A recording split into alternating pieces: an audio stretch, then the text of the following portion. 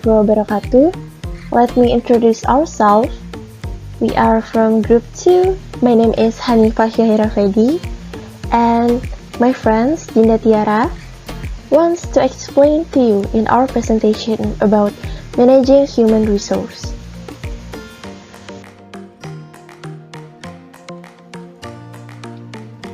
So, before we jump in, we want to explain to you about the purpose and the goals about this topic. Actually, there are three main purposes of this presentation, such as the first, providing information on materials related to human resource management, and the second, persuading listeners of the relevance of human resource management in the operation of a company, and the third, understanding the influences on the adoption of human resource management.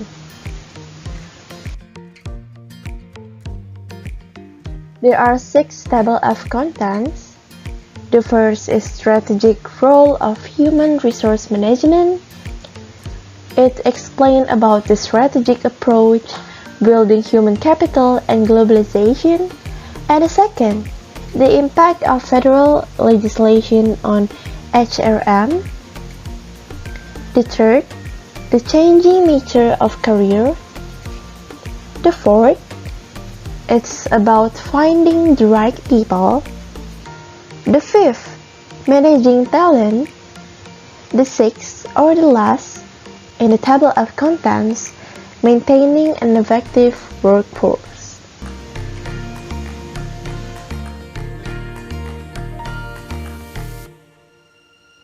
Before I jump into the table of content, I want to explain to you about the definition of human resource management. So, human resource management refers to the design and application of formal system in an organization to make sure the effectiveness and the efficiency of the use of human talent to accomplish an organizational goal. This system includes activities undertaken to attract, develop, and maintain an effective workforce. Managers here, their role is to find the right people, place them in a position where they can be the most effective, and develop them so they can contribute to a company's success.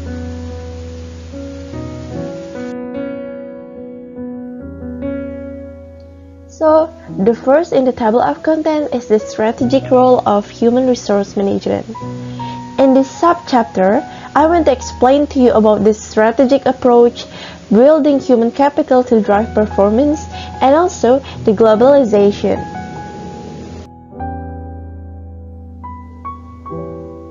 The strategic approach. In the strategic approach to human resource management, there are 3 key elements here. The first, all managers are involved in human resource management. And second, employees here are viewed as asset or employees, not building and machinery, give a company its competitive edge.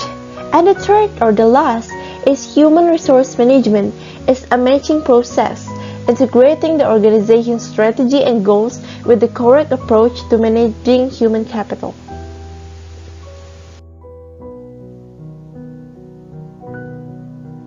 This is the strategic human resource management. We can see here that this is the company strategy. The first is we need to finding the right people. So HRM here is like participating in planning, job analysis, forecasting, recruiting, and selecting the best people to be put in their company. And the second, they need to manage the talent. They need to make such a training for the employee, develop the employee, and also the appraisal. And the next step is they need to maintain an effective workforce, where here human resource management need to define the wages and the salary, the benefits, the labor relations, and also the termination. So in exhibit 11.1 outlines three primary HRM activities like finding the right people, managing talent so the employees reach their full potential, and long-term workforce maintenance. Planning, hiring, training, performance reviews, pay and compensation administration, benefits program, and even termination are all required to achieve this objective.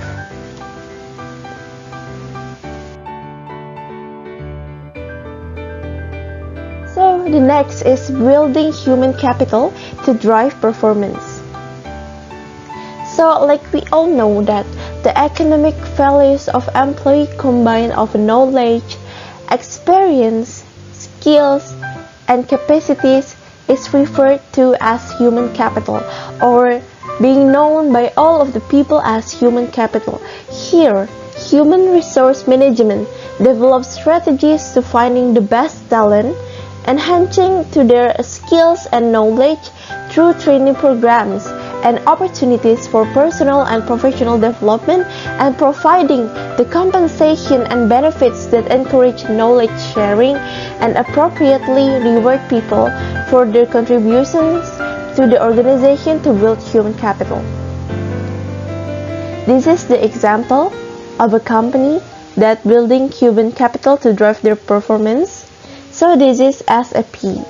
So here, SAP was one of a good company that implement the building human capital to drive their performance. So SAP needed a way to evaluate and revise its human capital process to shift to a new strategy requiring stronger customer focus and greater individual employee accountability.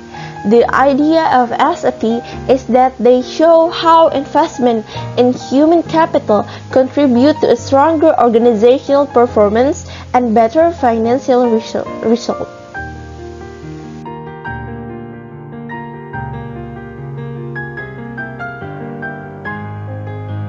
So in Exhibit 11.2, the table is like explaining the role and the value of human capital investment. There are four levels, like level 1, level 2, level 3, and level 4. So we start from the level 4. So the level 4, it's like describing about human capital process. There are 11 of it, like competency management, career development, performance appraisal, and etc. And next, we're going up to the level 3. It is about human capital capabilities. There are 7 of them, like leadership capability, workforce performance, employee engagement, workforce adaptability, and etc. And up to the key performance drivers. In level 2, there are 4 of them, like productivity, quality, innovation, and a customer. And we going to the highest is the level 1, is the business result. So in level 1, we can define what is or how is the situation of the revenue growth, or the total return to the shareholders, or the future value.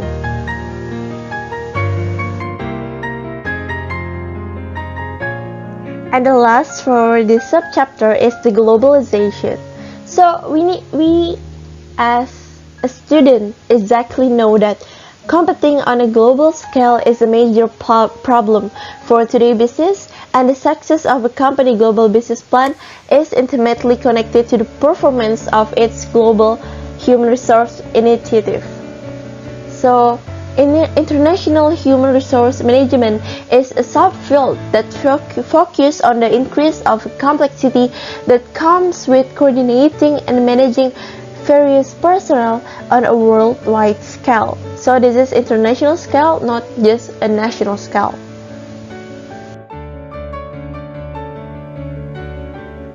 The second subchapter is the impact of federal legislation on human resource management.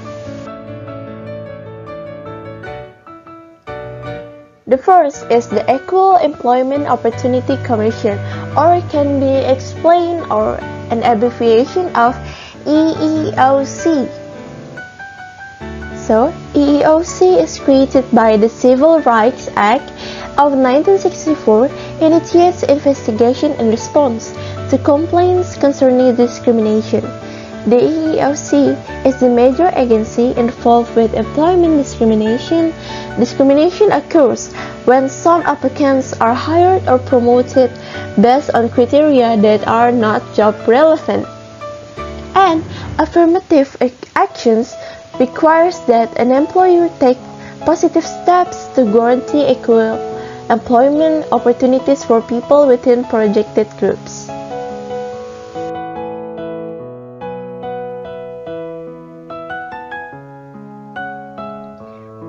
I want to show you the trends in national human resource management. Here, we can see that there are four, like a selection, compensation, performance appraisal, and training. Like the selection, we can take an example in Japan, where the human resource managers focus on the job applicant potential and his or her ability to get along with others. And in the compensation, we can see that China and Taiwan have surprisingly high use of pay incentive, are moving towards more incentive based on individual rather than group performance. And the third is performance appraisals.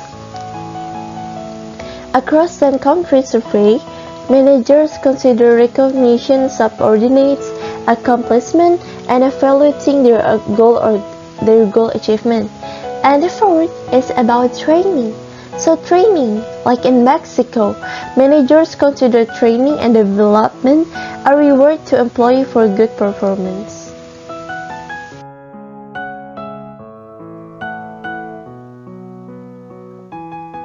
So this is the major federal laws related to human resource management. So here we can see that each year we have some new law that related to human resource management. Like in 1991, it's Civil Rights Act. In 1990, it's Americans with Disabilities Act. And in compensation and or benefit laws, in 1993, we have Family and Medical Leave Act, and etc. So in this exhibit 11.4 also lists the major federal laws related to the compensation and benefits and health and safety issues, like that. And the scope of human resource legislation is increasing at federal, state, and municipal levels. And the third, the subchapter, is the changing nature of careers.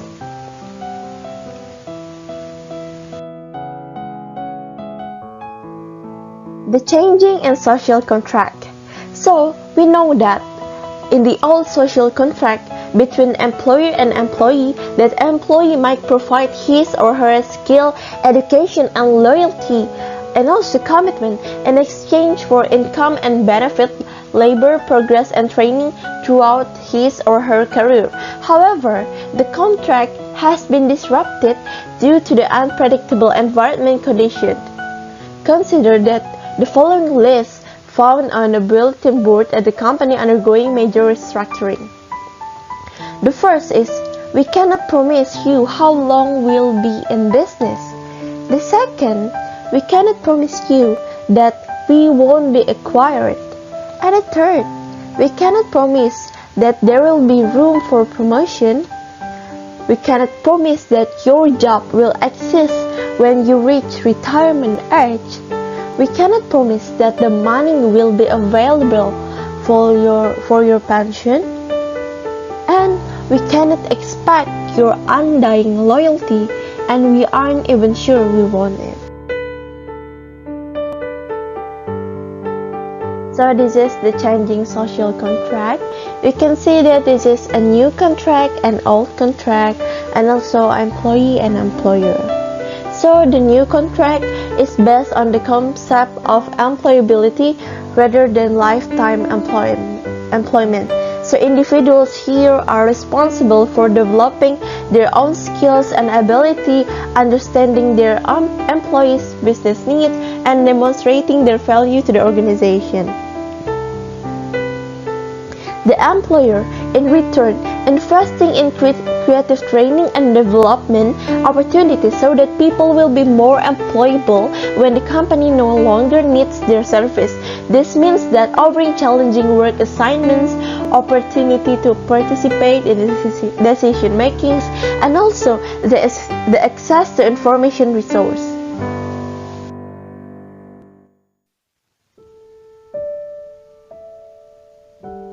So this is the innovations in human resource management. The first is becoming an employer of choice. So employer of choice is in a company is highly attractive to potential employees because of human resource practice. Not just tangible benefits such as pay and profit sharing, but also on intangibles such as work-life balance, trust-based work climate, and health corporate culture, and that embrace long-term views to solving immediate problems. The second is using temporary and part-time employee. Contingent workers are people who work for an organization, but not on a permanent or full-time basis. Like these include temporary placement, contracted, professional, lease employment, or part-time workers. Here, I take an example of FDIC or Federal Deposit Insurance Corporation, where FDIC is handling the increasing demand for its intervention in bank failures with contingent professionals, mostly retirees who bring the need expertise. Here, Gary Holloway shown that he was recruited back after 2 years of retirement and now considers his office on the road as he travels to failing back in his temporary job.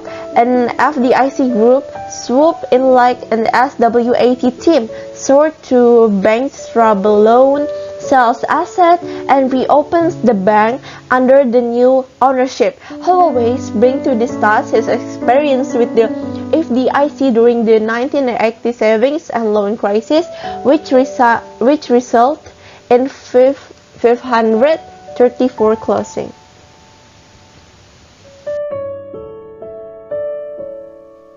Innovation in HRM, and the third is promoting work or life balance. So the initiatives that enable employees to lead a balanced life are a critical part of many organization retention strategies. One approach is to let people to work part of the time from home or another remote location. Telecommunicating means that using computers and telecommunication equipment to do work without going to an office. And the fourth is about right-sizing the organization. So right-sizing here refers to intentionally reducing the company workforce to the point where the number of employees is deemed to be right for the company current situation, also called downsizing. Planned reduction in the size of the workforce are a reality for many today's company. As the term of right-sizing implies, the goal is to make the company stronger and more competitive by aligning the size of the workforce with the company current need.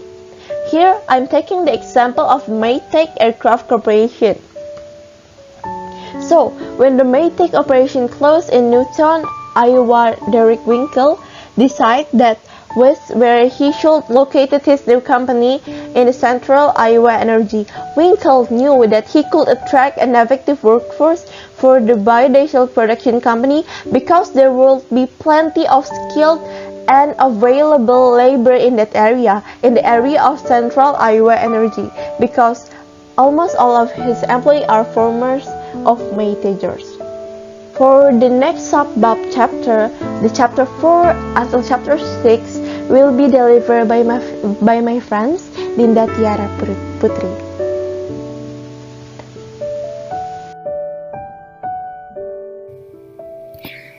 Hello, my name is Dinda. I want to continue. Finding the right people. Finding the right people recognize three steps. The first step in finding the right people is human resource planning, in which managers or HRM professionals predict the need for new employees based on the types of vacancies that exist. The second step is to use recruiting procedures to communicate with potential applicants. And the third step is to select from the applicants those persons believed to be the best potential contributors to the organization. And this is the diagram about attracting an effective workforce. As you can see, there are 4 steps in HR planning: content, retirement, growth, and resignation. The second step is choose recruiting resource, like 1. Ads, headhunters, and internet. The third step is select the candidate with application, interview, and test, and you can welcome the new employee.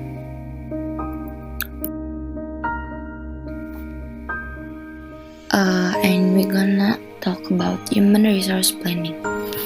Human resource planning is the forecasting of human resource needs and the project matching of individuals with expect vacancies. Human resource planning begins with several questions, like what new technologies are emerging and how will this affect the work system? What is the volume of the business likely to be in the next 5 to 10 years? What is the turnover rate and how much, if any, is avoidable? By anticipating future human resource needs, the organization can prepare itself to meet competitive challenge more effectively than organizations that react to problems only as they arise. And the next step is recruiting. Recruiting is defined as activities or practice that define the characteristics of applicants to whom a selection procedure are ultimately applied. Assessing organization needs, basic building blocks of human resource management include job analysis, job descriptions, and job specification. Job analysis, the systematic process of gathering and interpreting information about the essential duties, tasks, and responsibilities of job. Job description, a concise summary of the specific tasks and responsibilities of a particular job. Job specification, an outline of the knowledge, skills, education, and physical abilities needed to adequately perform a job. Realistic job previews. Job analysis also enhance recruiting effectiveness by enabling the creation of realistic job previews. A realistic job preview, or RGP, gives applicants all pertinent and realistic information, positive and negative, about the job and the organization. Legal consideration. Organizations must ensure that their recruiting practice conform the law, so that people with disabilities will not be discriminated against. Affirmative action refers to the use of goals, timetables, or other methods in recruiting to promote the hiring, development, and retention of protected groups.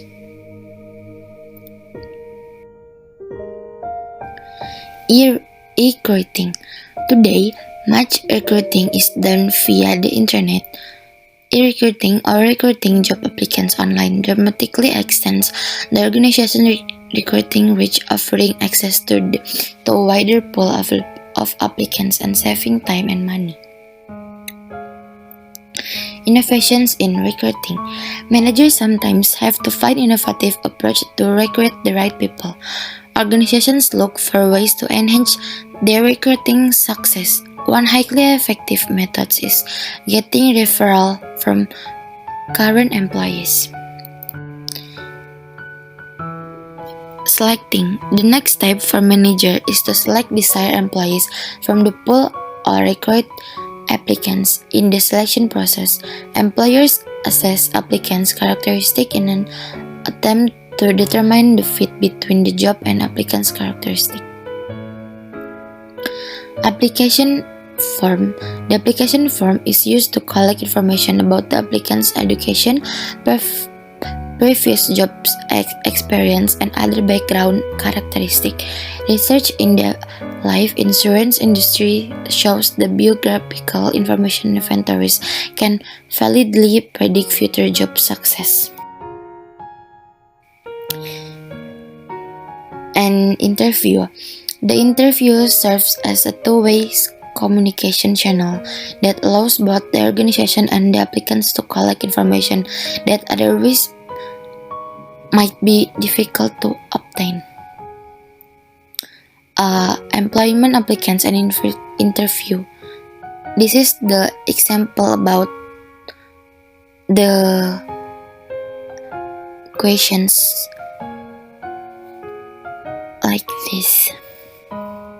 This is okay to ask, and this is an inappropriate or illegal to ask, like race or color of skin, and applicant's age, mental status, and other you can see in here. Employment test. Employment tests may include intelligence tests, aptitude and ability tests, and personality inventories. Assessment Center. First development by psychologists at AT&T. Assessment centers are used to select individuals with high potential for managerial career by such organizations as IBM, General Electric, and JCPenney. Present a series of managerial situations to group of applicants over 2 or 3 day periods, for example, and online checks. And this is what makes a good interview go bad.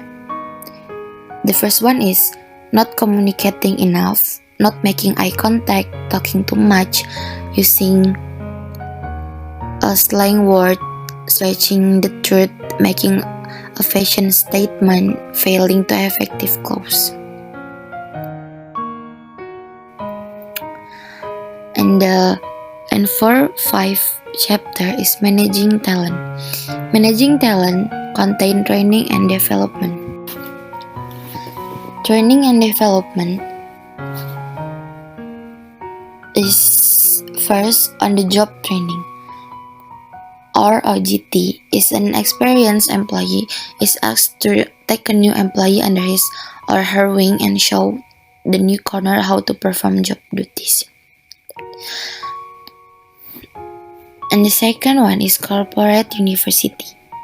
The third one is promotion from within. And the last is mentoring and coaching. Performance appraisal.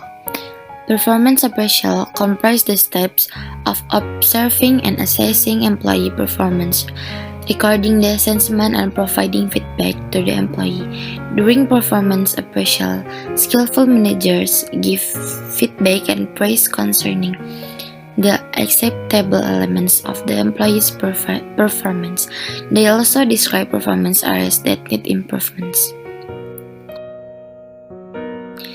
And this is the example of behaviorally and chart rating scale.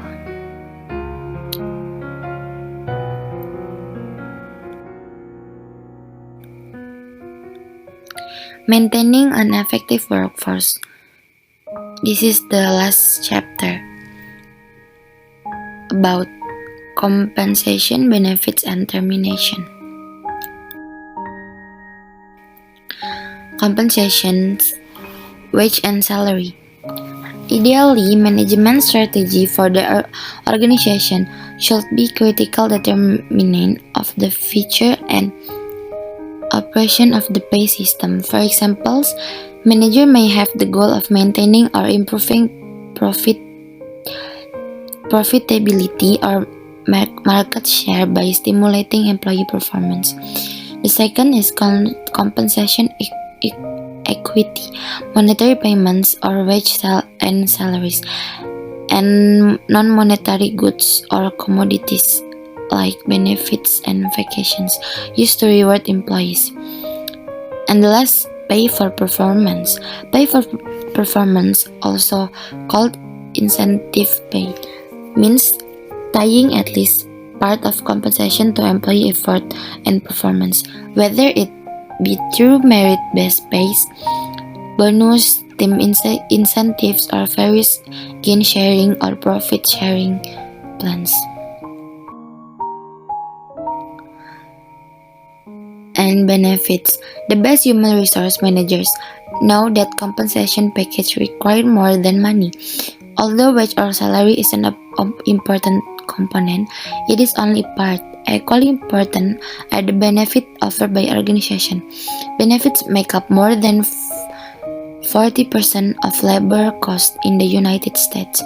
More benefits are required by law, such as Social Security and unemployment compensation and workers' compensation. Other types of benefits, such as health insurance, vacancies, and such things as on-site daycare or fitness centers, are not required by law but provided by organizations to maintain an effective workforce. Termination. The value of termination for maintaining an effective workforce is twofold. First, employees who are poor performance can be dismissed. Productive employees often resign. Disruptive, low-performing employees who are allowed to stay with the company and receive pay and benefits comparable to theirs. Second, employers can use exit interviews as a valuable HR tool, regardless of whether the employee leaves voluntarily or is forced out. And this is for the summary. Human Resource Management, or HRM, is a modern strategy to keeping people at work that focus on human resource acquisition, development, usage, and upkeep. Human Resource Management guarantees that the correct quality and quantity of staff are present in the workplace, as well as providing chance for individuals and groups of employees to grow and improve their career. Employees who are motivated work hard to achieve their personal professional goals, which has a direct impact on the organization's productivity. Thank you.